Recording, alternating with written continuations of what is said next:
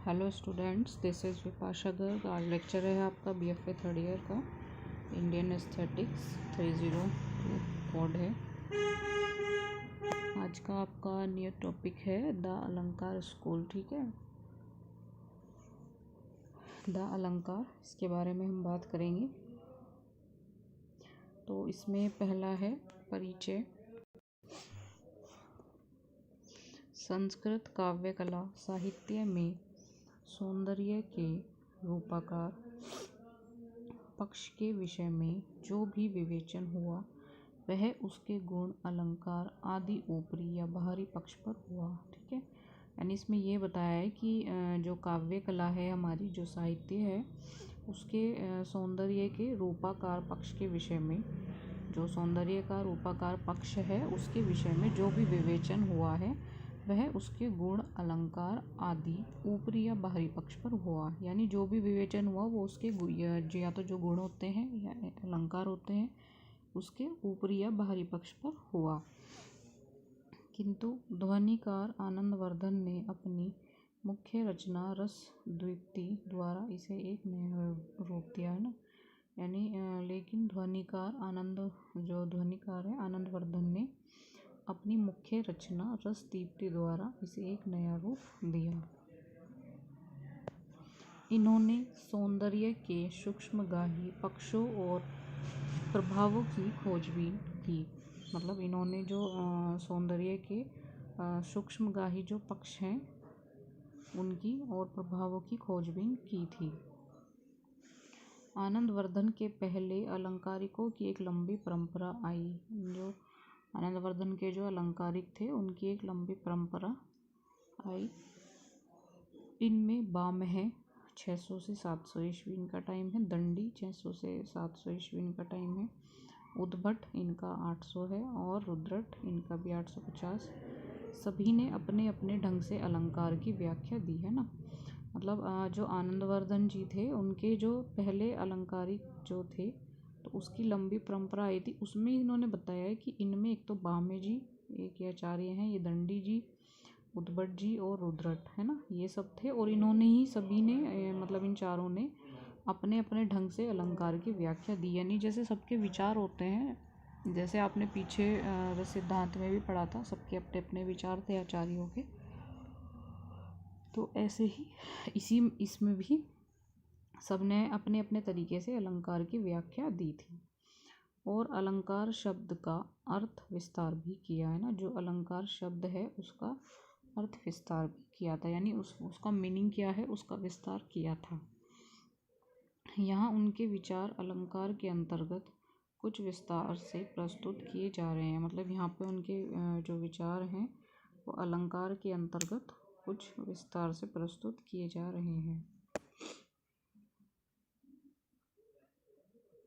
किसी भी काव्य या कला में 3 बातें प्रमुख है। अब इन्होंने बताया है कि कोई भी काव्य है या कला है उसमें इन्होंने 3 बातें मुख्य बताई हैं। कौन कौन सी? शब्द, अर्थ और रीति या शैली, है ना।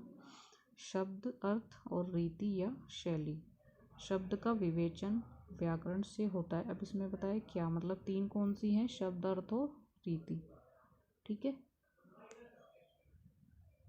शब्द का विवेचन व्याकरण से होता है। अर्थ काव्य की आत्मा है, यानी जो शब्द है उसका विवेचन किससे होता है? व्याकरण से। और जो अर्थ है वो काव्य की आत्मा है। शब्द या आकार वे चिन्ह या प्रतीक हैं जिनके द्वारा कलाकार अपने अनुभव, कल्पना आदि को अपनी विशिष्ट शैली में या रीति से प्रस्तुत करता है ना। तो किसी भी काव्य या कला में 3 बातें प्रमुख बताई गई हैं। उसमें शब्द है, अर्थ है, रीति है। रीति में रीति या शैली एक ही बात है। ठीक है, तो शब्द का विवेचन व्याकरण से होता है, अर्थ काव्य की आत्मा है और शब्द या आकार वे चिन्ह या प्रतीक हैं जिनके द्वारा कलाकार अपने अनुभव, कल्पना आदि को अपनी विशिष्ट शैली में या रीति से प्रस्तुत करते हैं, है ना। मतलब जो भी शब्द है या आकार है तो वे जो चिन्ह या प्रतीक हैं उनके द्वारा कलाकार अपने अनुभव और कल्पना आदि को विशिष्ट शैली में या रीति में प्रस्तुत करता है। अब ये अलंकार बताया है आचार्य बामे द्वारा रचित काव्य अलंकार रस शास्त्र में एक बहुत ही महत्वपूर्ण ग्रंथ है ना। मतलब आचार्य बामे द्वारा रचित काव्य अलंकार, जो काव्य अलंकार है वो किसने रचित किया था? बामे जी ने। काव्य अलंकार रस शास्त्र में एक बहुत ही महत्वपूर्ण ग्रंथ है, मतलब रस शास्त्र में ये बहुत ही महत्वपूर्ण ग्रंथ बताया है। काव्य अलंकार का रचना काल 7वीं शताब्दी ईस्वी के पास माना गया है। ठीक है, जो काव्य अलंकार है उसका रचना काल 7वीं शताब्दी ईस्वी के पास माना गया है। काव्य में सौंदर्य की सृष्टि करने वाले तत्व को ही बामस में अलंकार कहते हैं। यानी काव्य में जो सौंदर्य की सृष्टि करते हैं उस करने वाले तत्व को ही बामस में अलंकार कहते हैं। अब तक रस की चर्चा भरत मुनि की परंपरा में नाटक के संदर्भ में होती थी, किंतु बामे ने रस की चर्चा काव्य में संदर्भ में की। यानी जो काव्य में जो सौंदर्य की सृष्टि करने वाले जो तत्व थे उसको ही बामस में अलंकार कहते हैं। अब तक रस की चर्चा, यानी अब तक जो रस की चर्चा की जा रही थी वो भरत मुनि की परंपरा से की जा रही थी, उसमें नाटक के संदर्भ में वो होती थी, है ना। किंतु बामे ने रस की चर्चा काव्य के संदर्भ में की। ठीक है, ये ध्यान रखना, जो भरत मुनि था उसकी परंपरा में नाटक के संदर्भ में होती थी, पर बामे ने जो रस की चर्चा की थी वो काव्य के संदर्भ में की थी। और काव्य और कला में एक नई परंपरा आरंभ की, है ना। काव्य और कला में इन्होंने एक नई परंपरा आरंभ की थी। ठीक है, एक बार रिपीट कर लेते हैं। अलंकार स्कूल में जो परिचय है पहले वो आएगा, फिर आगे जो डेफिनेशन थी वो अलंकार की थी। इसमें क्या है, जो संस्कृत काव्य कला है, साहित्य, उसमें सौंदर्य के रूपाकार पक्ष के विषय में जो भी विवेचन हुआ वह उसके गुण, अलंकार आदि ऊपरी या बाहरी पक्ष पर हुआ था। किंतु ध्वनिकार आनंदवर्धन ने अपनी मुख्य रचना रस दीप्ति द्वारा इसे एक नया रूप दिया। ठीक है, इन्होंने सौंदर्य के सूक्ष्मगाही पक्षों और प्रभावों की खोजबीन की। मतलब जो सौंदर्य के सूक्ष्मगाही पक्ष थे और जो प्रभाव थे उसकी खोजबीन की थी। आनंदवर्धन के पहले अलंकारिकों की एक लंबी परंपरा आई, उसमें किस किसने की? बामे जी ने की, दंडी ने की, उद्भट ने की और रुद्रट ने की। ठीक है, सभी ने अपने अपने ढंग से अलंकार की व्याख्या दी। मतलब सबका अपना अपना व्यू था, अपने ढंग से उन्होंने अलंकार की व्याख्या दी थी। और अलंकार शब्द का अर्थ विस्तार भी किया। मतलब अलंकार क्या है उसका जो अर्थ है, मीनिंग है, उसको विस्तार से भी बताया था, है ना। यहाँ उनके विचार अलंकार के अंतर्गत कुछ विस्तार से प्रस्तुत किए जा रहे हैं। इसमें आप इनका टाइम भी ध्यान रखिए। बामे जी का 600 से 700 है, उद्भट जी का 800 है और रुद्रट का 850 है। ठीक है, ये उनकी टाइमिंग है।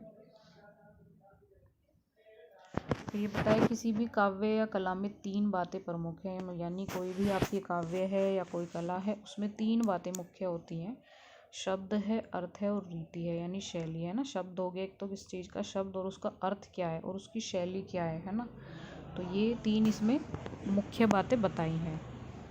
शब्द का विवेचन व्याकरण से होता है, अर्थ काव्य की आत्मा है। मतलब जो शब्द है उसका विवेचन जो किया गया है वो व्याकरण से किया गया है, और जो अर्थ है वो क्या है, वो उसको काव्य की आत्मा बताई है ना।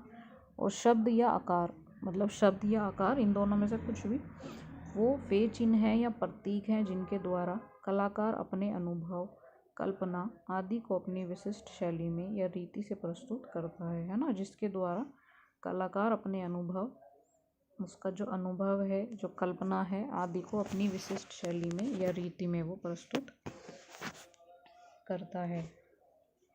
उसके बाद अलंकार का इसमें मेन बताया है कि जो बामे जी थे उनके द्वारा रचित काव्य अलंकार रस शास्त्र में एक बहुत ही महत्वपूर्ण ग्रंथ है ना। जो बामे जी द्वारा रचित है ये काव्य अलंकार, ये रस शास्त्र में बहुत महत्वपूर्ण ग्रंथ बताया है। और जो इसका रचना काल है वो है 7वीं शताब्दी, है ना। इसके 7वीं शताब्दी के आसपास माना गया है। और काव्य में सौंदर्य की सृष्टि करने वाले तत्व को ही बामस में अलंकार कहते हैं। ठीक है, जो सौंदर्य की सृष्टि करने वाला तत्व था उसको ही बामस में अलंकार कहा जाता है। और अब तक जो रस की चर्चा हुई थी वो भरत मुनि की परंपरा में वो नाटक में संदर्भ में होती थी, है ना, नाटक के संदर्भ में। किंतु जो बामे ने रस की चर्चा की काव्य के वो संदर्भ में की थी, है ना। नाटक के संदर्भ में होती थी भरत मुनि की परंपरा में, और बामे ने जो रस की चर्चा की वो काव्य के संदर्भ में की, ठीक है।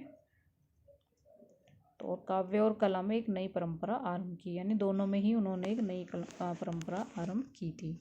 आज की वीडियो में इतना ही है, इसको आप पहले अच्छे से समझ लें और जो प्रॉब्लम हो वो जूम मीटिंग में डिस्कस कर लें।